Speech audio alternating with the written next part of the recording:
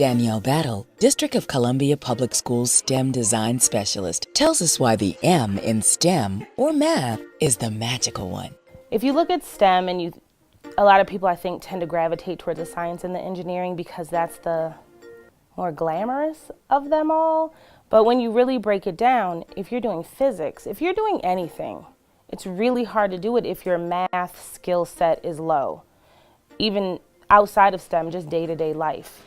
When you look at STEM, the idea is that when kids are taught math well at an early age, they start to see patterns. They start to notice things so that when you're in a science class, when you're watching Petri dishes or anything, when you're recording your information, the information is speaking to you before you're even starting to really pick it apart, because you've learned to look for patterns. You have that deep number sense that a lot of people take for granted. They look at kindergarten and think, it's kindergarten, you learn your numbers, you move on.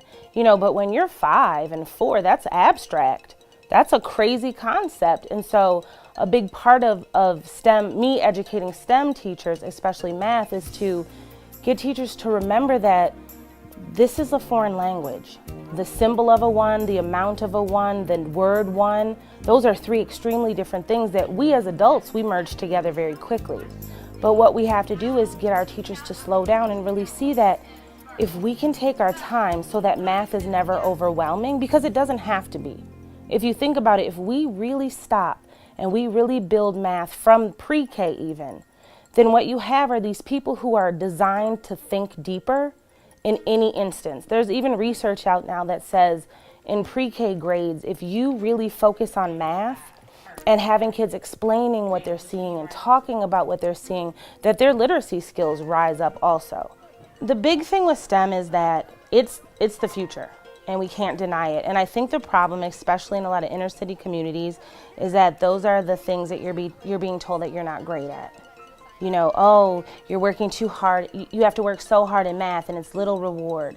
Where if we take the time to really sit down, math is almost a natural thing in elementary grades, especially at like age 3, not even grade 3.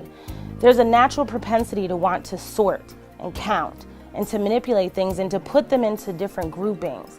And so what happens is a lot of times that we take that away from kids. So a lot of it is that you'll see like homework being given, or like a homework time. You'll go somewhere in those homework time, and it's very quiet and everybody's just working. And I think what we need to realize is that this is the time where we need to be talking to our kids. Because you can do the homework, and that's fine, but can you explain to me the homework?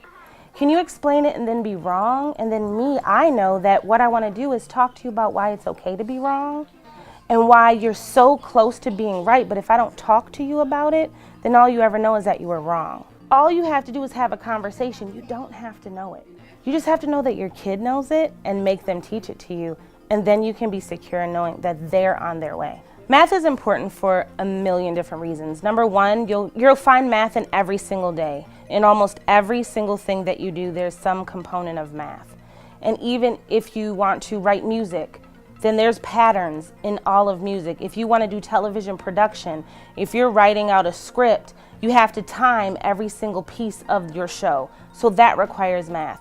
There's math in every sport, there's math everywhere. And even if you somehow sneak by and do something that doesn't require a ton of math, if you're great at it, then the goal is to make money. And if you make enough money, what you don't want to have to do is to entrust somebody who paid attention in math class with all of your money. You want to have a working knowledge of math so that you are always in control of your personal life, your assets, your everything. Because what we've learned is that in order to really be empowered, you have to have control over your life. So you can't say, well, now I'm a millionaire, I'm the next Jay-Z, I'm the next Steven Spielberg, but I don't know how to invest my money. When you're young, it doesn't seem important. All of these things add up to be really a part of your character and a part of your future.